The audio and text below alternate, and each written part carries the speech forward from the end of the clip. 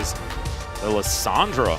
I think that's a good ban, actually. You know, a good matchup into Ahri, and something with the Mandate Rush. The 2-item spike is so quick and so powerful. On. All right. Bit of a classic, and will give this KT composition so much longevity. Playing for the late game looks to be the aim of the game here for the roller coasters, as there is that Kalista that I was talking about before. Likely to just be slammed here, as Kalista Renata would give them a lot of power where they want it, right? Yeah. Obviously, if they're not able to win the game, then it's likely that KT will be able to find a lot of options, but there is that Renata lock-in. Namgung just teasing us with a potential Camille that they do decide to head over towards the Renata afterwards. And so now, what is BDD going to be playing, and how can they sort of bridge this composition into a late game? And the Syndra might be able to do that. I think Syndra makes sense. BDD is phenomenal on this pick. It makes Teddy's life really difficult. Especially, like, you may think, oh, well, he can be bailout. You can use the bailout on him. But if you get Scatter the Week into ulted, you're not going to have any opportunity to really get a reset. I think KT have a lot of tools to make Teddy's life difficult, and a lot of scaling elements to the composition. The Ornn makes sense as well as a momentum killer. This composition for HANJIN BRION is all about momentum. A lot of these picks, quite feast or famine. You want to crush the bot lane 2v2. In a fight, you want that initial momentum where you can get the resets from the Ahri and just push forward in the fight. I think it's a good comp from HANJIN BRION, but we saw last game, even though they made some good decisions, the team fighting just wasn't quite there. And it was because Teddy was on a short-range pick, and there were a lot of challenges for it, which I think is still true here. But at least there's, I feel like, more offered by his teammates with the Ahri and the Rumble here. Not to mention, I think Romer is going to be punished less for his teamfight positioning on the Ahri. You can sort of just skirt around, try and get yourself those resets, and get yourself into the game. So I think that this composition looks pretty robust for the bros, but I love it when teams pick comps that have very different win conditions and win windows here in this game. Right, KT want to be playing for that late game, front-to-back team fights, utilizing their very strong front line in the Ornn and the Lulu there with that wild growth in order to create havoc in these team fights. Polymorph can be very, very dangerous as well. Meanwhile, this comp from the bros just does so much damage in the mid-game, it might be just too much for KT to deal with. Let's get into it.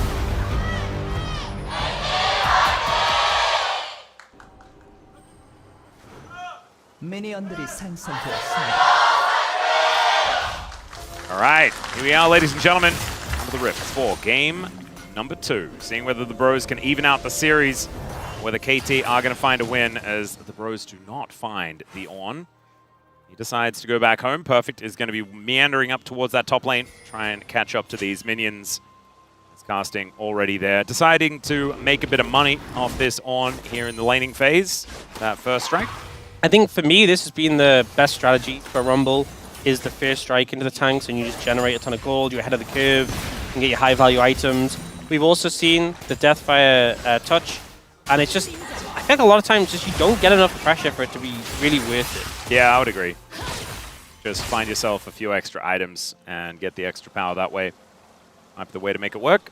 As Geo and Effort able to step up in this lane. I feel like Yunara really has just been laning better here in the LCK more recently. Honestly, there were some moments as well, even early when Yunara came out, that teams disrespected her and ended up paying for it. It's so much about that passive, having that stacked up, having wave access. So now they've got control, and Geo keeps the passive stacked up. It's actually really hard, especially with a Lulu as well. Renata is so often that auto-attack trader who has the passive, you both auto someone, there's a burst of damage.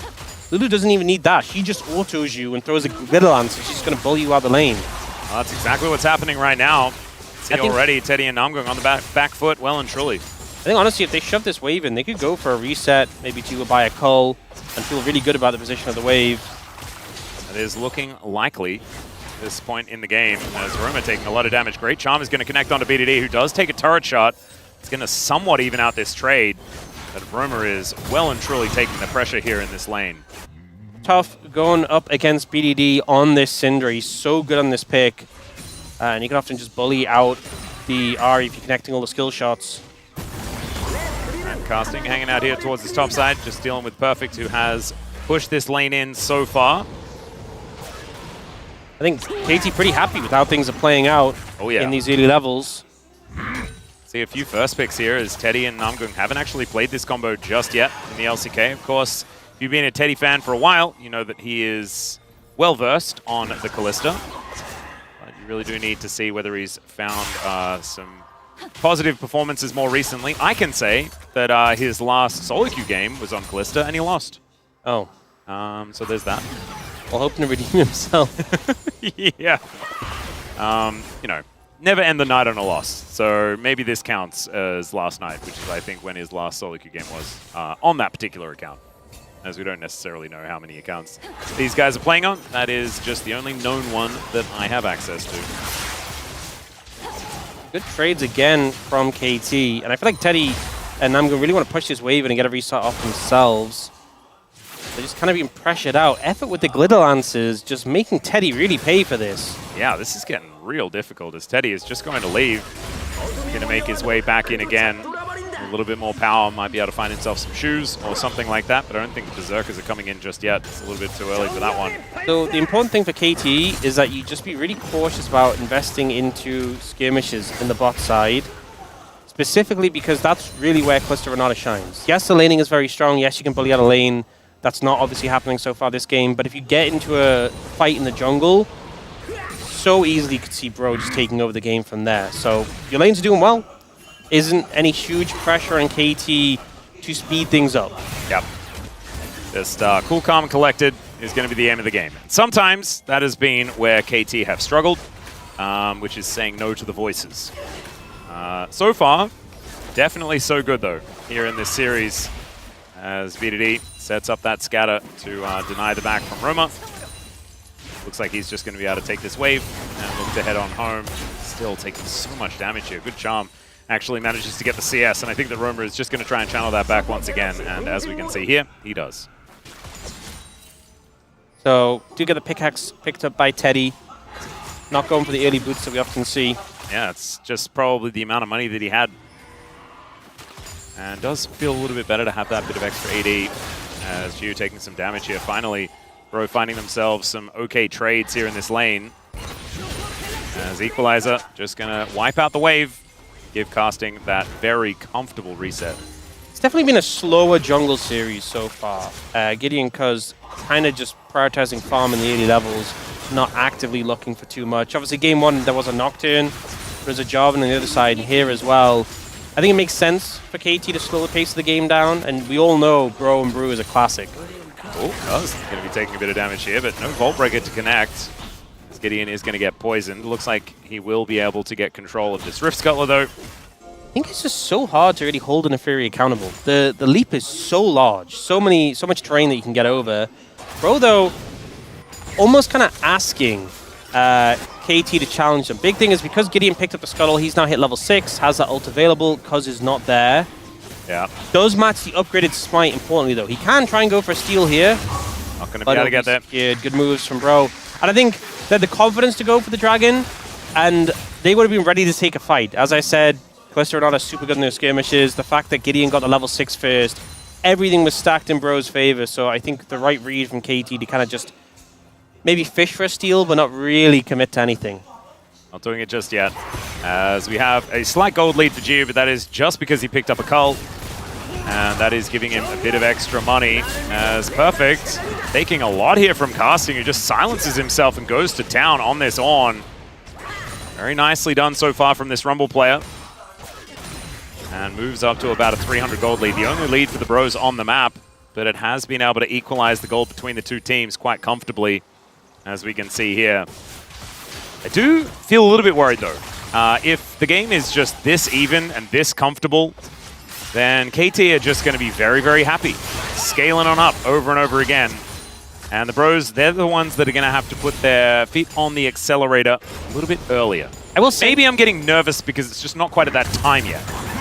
And I shouldn't be nervous. I think it's okay. I think Bro have a lot of team fighting power, so as long as they're not behind, I think it's still fine when we get to those bigger team fights. And I think a big thing is because they got the early Dragon very early, it puts pressure on KT. If the Soul definitely is an impactful one, it'll force KT to fight sooner rather than later for that third Dragon. we got a swap coming in from KT. Last game it was Teddy who made the swap to kind of great effect. But we'll just be Gio picking up some farm here. I think that's one thing with the role quests, is that obviously swapping like this is going to take a dent on the bot lane role quest. But you don't actually get that much gold extra from minions, so if you're a little late on it, it's not a huge deal. The main thing is that you don't have access to that big chunk of gold you get immediately. But as long as you don't fight when Teddy has that gold and complete an item, it's not too much of an issue. So I think making this swap here, getting some pressure down in the top lane, does allow Bro here to get some damage in the towers, but it's 3 grubs for Cuz. Gideon, Again. 0 grubs in this series. At least the Bros managed to take the first dragon this time, so they equalized the neutral objectives. But like you were saying, Gideon very upset about that. He's Gideon grubs for a reason. Still, 2 plates do go over to the Bros here towards his bottom side, and that has largely equalized the gold advantage that Gio had picked up earlier on. This huge stack of minions. They might even be able to get to a 3rd one, but not going to happen. And Gio is able to pick up a lot of these. We'll be able to reclaim that CS lead. As now I'm going to get discovered here by Gio. Throws a Slurkle in just to make sure that he knows what's going on. Both junglers around the bot side of the map if anything's going to break out, but definitely a different vibe than last game, where there was the Nocturne who's that constant looming threat. Roma is, would you believe, roaming. Oh. Has found Cuz though, and probably does not want to tango with the Neferi. And we've got another room as well, as there's a great knock-up onto Casting. The Ram comes down, grabs the knock-up onto the Rumble again, as now Casting realizes that he's very, very dead. First blood goes over to BDD, and he's going to immediately teleport back to this mid lane to pick up the wave. Crazy, BDD is laning against a guy called Roma, and he has been the one making the moves in the laning phase, both games so far, making a massive impact in the side lanes. And I think I would say that it's more difficult to roam on a Syndra than it is on the Ahri. Absolutely. You know, post 6, Ahri often fishing, and we even saw Roma trying to make a move down towards bot lane, but BDD is the one who finds the perfect timing and is able to pick up this kill in the Rumble. I see what you mean there about perfect timing, because Perfect was there in the top lane, yes, and it was his timing to go up and assist Perfect. Thus, perfect timing. That's beautiful. You know what that is? That's perfect casting. Oh, perfect casting indeed, Ox. That's the top lane. And you. All right, let's have a look at it again. The perfect casting of the perfect timing from BDD. Yeah, I mean, Casting just knows he's dead. As a fact, Perfect gets behind him and even like bumps him back a little bit. He was dead. So He doesn't burn anything apart from trying to clear the wave out, uses Equalizer, saves his flash. And in terms of his lane matchup, doesn't really make that much of a difference, but giving gold over to BDD is going to feel BADD. Yes, I think that is certainly not a good time.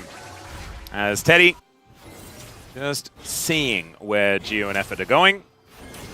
And the Bros really struggling to find some momentum. I think it's the tempo vibes that they've just not been able to claim. And I think they're what the Bro tax really pays for. Yes, I was going to say, we can always find a culprit, and it is Bro tax. Yeah. If it's not sufficient, they are going to struggle. Look at this. You can tell Cuz to leave by leaving enough Bro tax in the chat. And then he'll back away. Right now, I'm seeing that this doggo is still hungry. There's some mech yordle.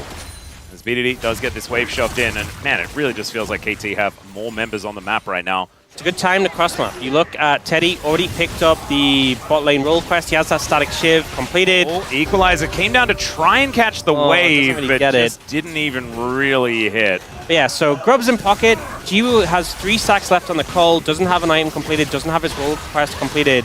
This is a great time for a swap, and even though you do lose that first tower, not having to play into the Callisto with the static shiv is a definite boon. So second dragon does get picked up from Bro. They are continuing the pace on those. But I think KT making the right reads in this game in terms of where they want to be. Yeah. Still, the Bros are able to put themselves together a bit of an advantage, and it's another Infernal Soul, with the Bros now having a couple picked up already. There's some angles here, but I'm not going to trust anything until we see our first team fight. And KT were team fighting beautifully in game number 1. If that continues with a composition like this, could be very, very difficult for the Bros unless the Bros have put the time and effort into figuring out how this comp is going to work. And it's about now that they're starting to get very, very powerful as the Ram just going to try and clear out this wave. Teddy just bouncing on over towards Perfect here. Nice knock up. Yeah, good work there. there. It's such a satisfying noise when he just briddles all of the minions and you just hear that noise constantly. What is the most satisfying noise in League of Legends? Heartsteel. Do you think so? Yeah. I still feel like it's probably Jax hitting a turret. That's pretty good too. But just Heartsteel, so much when you hear it like ticking up and then you get the big... Oh, it's beautiful. One item. You have been a bit of a Heartsteel enjoyer for many, many years, have you not? Yeah. I remember when it first came out and before it got nerfed in ARAM, and obviously that was before ARAM Mayhem, and it just ran every game. Everyone had one. You'd have like 3,000 stacks. A better time. Yeah. It's beautiful. Maybe Heartsteel will make its way over to Classic soon in its unnerfed form. That's the thing. Are we just adding more items along in Classic? You just basically find anything that was ever broken at some point, and you just put it in Classic. I think that's got to be the way to do it. I think the point they add things like Gore Drinker or Gale Force in the Classic, I'm like, okay, this is feeling like last week. Yeah. If Gale Force makes it in, I'm gonna have a big problem with that. That's still a new item, even if it has been discontinued. Twin Shadows, though, that is Heartsteel come out after Gale Force? I think it might have been a similar time. You might be right, though, actually. Well, we get the Malignants coming in for Roma. Big spike for the Ahri. Definitely a lot of power there. Yeah. KT trying to set up on this mid tower, and it's only Teddy to defend, which is a bit uncomfortable. The port's moving in, but a lot of plates get taken down.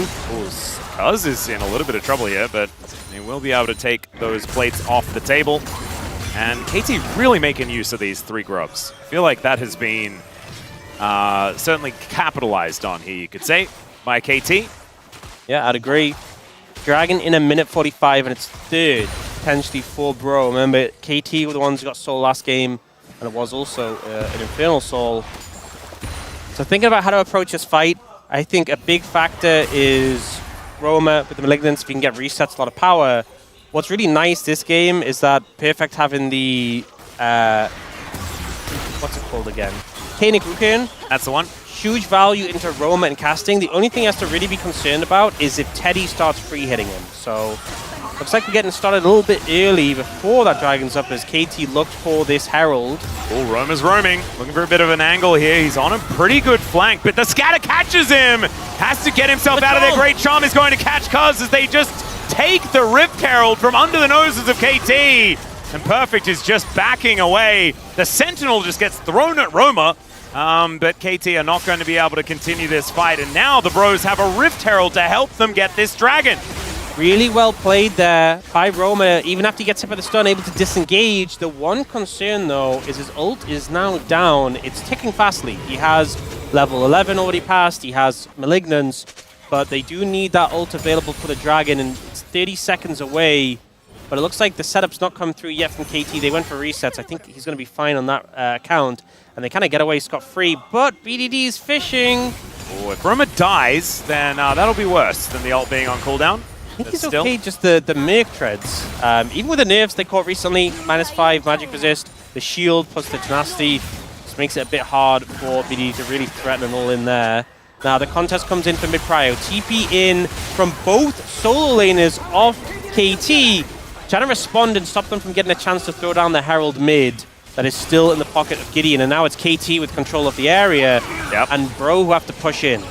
3 seconds on Roma's ulti as well. That Spirit Rush will be up and available now. As Slurkles come down, Namgun gets caught by the scatter. The Bros still in a lot of control. The Rift Herald going to come on through here, and now KT gonna have to come back and try and defend mid. As Perfect just trying to be that front line. It's working out so far, but he's just getting slammed into the walls over and over again. And look at this, their front line is a front line no more. Yeah, remember, they TP'd Perfect into this fight, so he can't recall, heal up, and come back again. Teddy getting some good damage down there. And honestly, his pierces, the Qs, have been connecting on a good targets. Oh, yeah. He's chunking out Jiva before as well. Now, if we get the Ren stacked up on the Dragon, it's almost impossible to steal. Well, now The Ram is going to come through. There is that secured by Teddy. They take down the jungler, but he's already done his job. Equalizer, fantastic but perfect. Manages to flash his way out. Great scatter here from BDD as Casting gets the power unleashed upon him.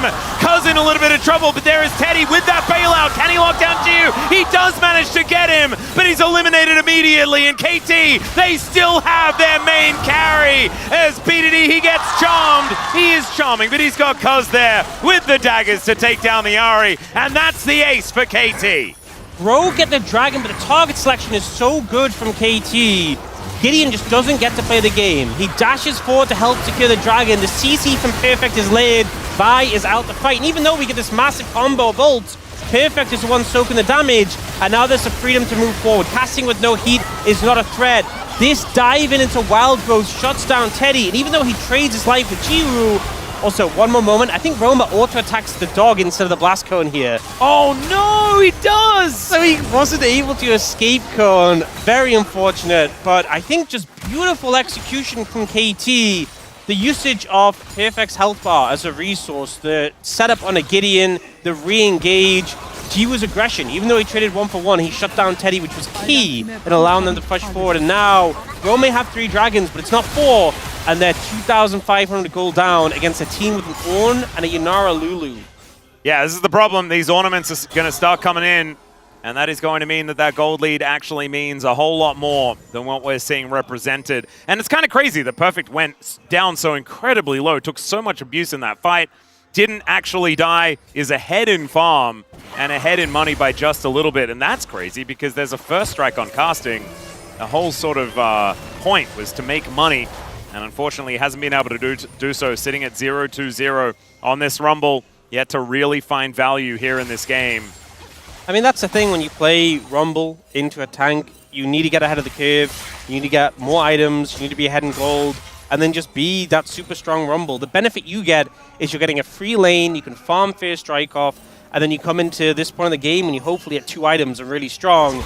Instead, you're on par with the Ornn, but the Ornn has upgraded that K-Nick return and has better economy items, cheap items that give a lot of power, and so you're just not going to feel as useful from this point onwards. The Ornn is going to continue to add value to KT for the rest of the game. And speaking of value, BDD 3-0-3 now has his Dash Cannon and Blackfire Torch completed. And is actually in a bit of trouble here. Not actually going to press the untargetability button, does finally do so, but the Wild Growth comes in. Charm is fantastic, and Roma is able to shut down the jungler. This could be a big deal, as Baron did just come onto the map.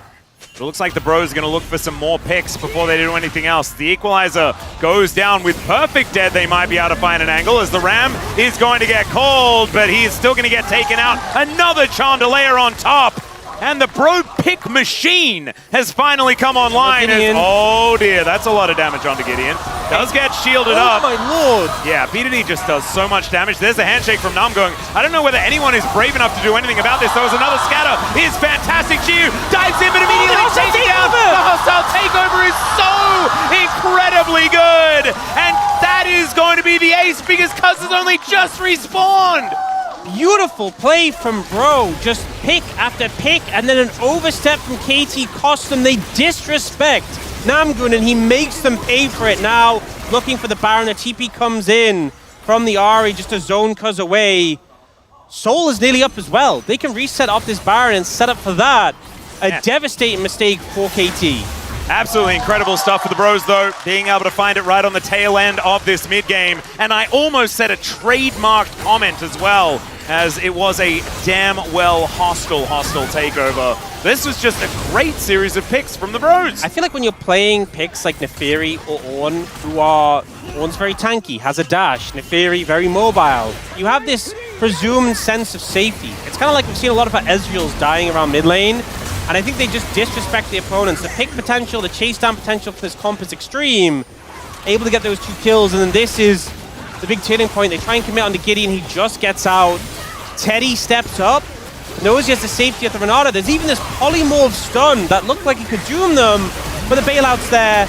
We see the Vi come back in, Gideon choosing the perfect moment to punish, and Namgun's hostile takeover finds everything it needs now, though. The setup is here for this Soul. KT trying to push in and get control.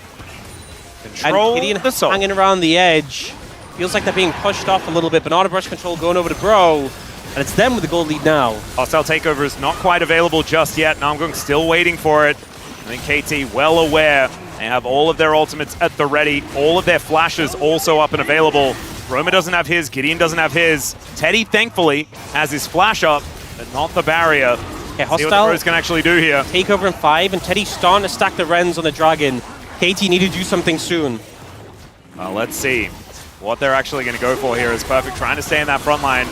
There's a great scatter onto Roma, off to the side. There's the cease and desist. The equalizer goes down there as well as Gideon this time is going to be able to make his way out. Gio's just fighting somebody else as the Infernal Soul comes in for the Bros. Vault Breaker onto Perfect, and they'll take down the tank. And this time the Bros find the team fight they're looking for. Oh, Gideon fishing, won't find more, but he was the superhero in that fight. Did he get a kill? No, didn't need to. But he shot down Jiwoo and stopped him from being able to do anything, just bought time, and then the back end, they clear up Perfect, but the soul is secured. That's the main thing here. Oh, and now Elder is on the map in 5.5 minutes. So the ult comes out from Perfect, and basically at the same time, Gideon flies in, grabs Jiwoo. Jiwoo has to flash away from the charm, and Gideon just leaves. He's like, look, we got the Dragon low enough, we can get the soul and leave. He does find his way to pick up Perfect on the back end. But the main thing was that he stopped the backline of KT from doing anything. He stopped Jiwoo from playing the game.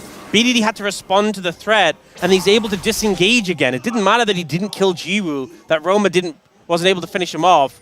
It bought time, they got the soul, and they got out. Really nicely played by the Bros, and Gio almost actually halved BDD's health bar with just that hostile takeover that came in. So really nicely played by the Bros. It split up the team fight completely, and now, with this Infernal Soul, Bros find themselves with a whole lot more power here in this game. It's going to be doing a lot of work, as well as the fact that they have a lot of ability to make use of it with a composition like this that just does so much damage just in general. And Infernal will help them have some more longevity here in this game. Such an explosive composition, and they've been piloting it really well. It's Elder in 4 minutes 20.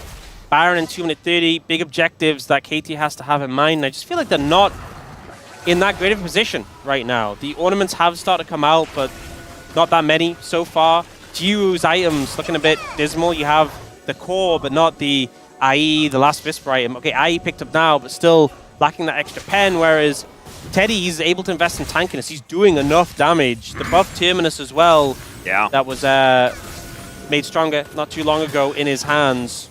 He's also almost got that Jack Shows done as well. So like you were saying, extra tankiness.